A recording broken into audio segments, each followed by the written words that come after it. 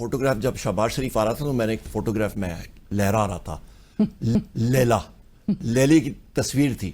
تو یہ بجٹ لیلا بجٹ ہے, اور ہم نے ڈے ون سے جس وقت یہ بجٹ پیش ہو رہا تھا اس سے ایک دن پہلے اکنامک سروے آ رہا تھا, تو اس سے ایک دن پہلے اتفاق سے میں نے کیلکولیٹ کر لیا تھا, اور یہ میری یہاں پہ پینسل پہ یہ پچھلے سال کی بجٹ ڈاکیومنٹ ہے, ادھر میں نے لکھ دیا تھا کیلکولیشن کر کے کہ 14,307 ارب روپے کا ہوگا, اور خسارہ جو ہے وہ تقریباً 5% ہوگا. اور جب پیش ہوا تو تقریباً انہوں نے پیش کیا ایف پی آر ریونیوز کے بارے میں بات کر رہا ہوں, تو 14,131 اور خسارہ انہوں نے 3.9% کا دکھایا.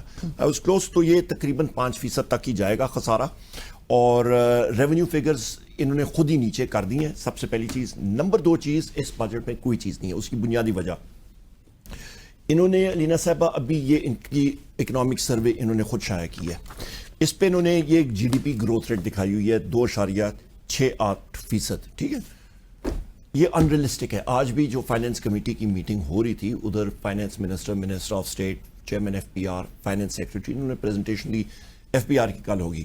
تو وہاں پہ ان سے میں نے پوچھا, میں نے کہا جی سب سے پہلے مجھے بتا دیں کہ پبلک سیکٹر ڈیولپمنٹ پروگرام ہوتا ہے, پچھلے سال 1400 ارب کا تھا, اس کو آپ نے ڈاؤن ورڈ ریوائز کیا, اس کا 3 سمائیوں تک آپ کے اس پروگرام میں بھی میں کہتا رہا آپ نے اس کا 31% ہی نہیں, 9 مہینوں میں 31% آپ نے نہیں یوٹیلائز کیا.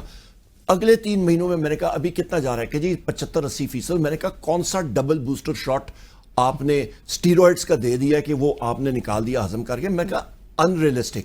یہ 2.68% جو گروتھ فگر ہے یہ ڈاؤن ورڈ ریوائز ہوگی.